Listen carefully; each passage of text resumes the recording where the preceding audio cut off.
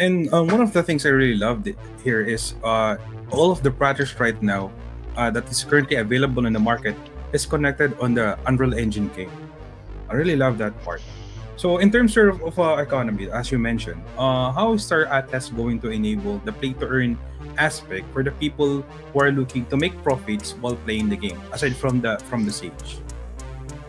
There are going to be virtually limitless numbers of opportunities from my perspective on ways that players can make money. Now, Sage is, I would say, straightforward on the surface level, but quite complex underneath the hood. There's quite a lot of strategy that needs to take place in this game to ensure that you are maintaining profitability.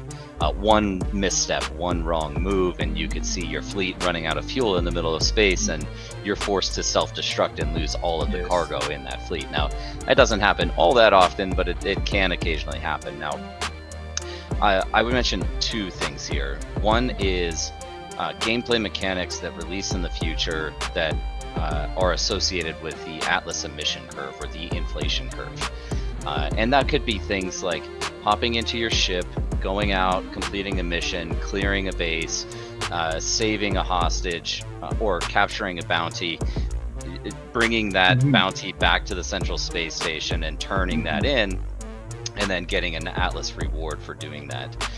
Of course, I do think the logistics, freighting, transportation, mining and crafting gameplay loops and refining gameplay loops, I think there will be plenty of opportunity for people who want to get engaged in that element. To give you an example of that, it could be operating in one of the medium risk zones of the game where you're mining an asteroid, a particular resource.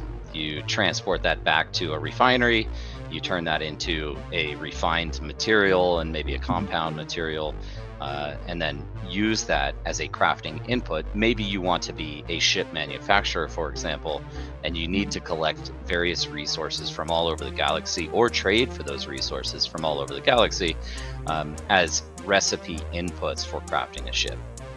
Now, those would come from the Atlas emission curve. I do have a point on that as well that I want to come back to, but I would also mention that in some of the upcoming competitive gameplay modes, I'm very interested in introducing skill-based betting components. And so, you could think of yourself in our racing gameplay, our multiplayer racing gameplay that's coming up, paying a fee into a pool to join the race. Maybe it's 100 Atlas, maybe it's 1,000 Atlas, right? Everybody that wants to race has to pay the same 1,000 Atlas fee, and then you go out and race. And whoever wins, or the top 3 or the top 10, they split that prize pool amongst themselves. And so if you're a really good gamer and you've mastered the movement mechanics of the game, you can actually earn money by competing against other players.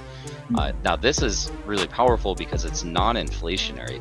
This is not introducing new Atlas to the economy. It's actually just players competing against one another and effectively betting against each other.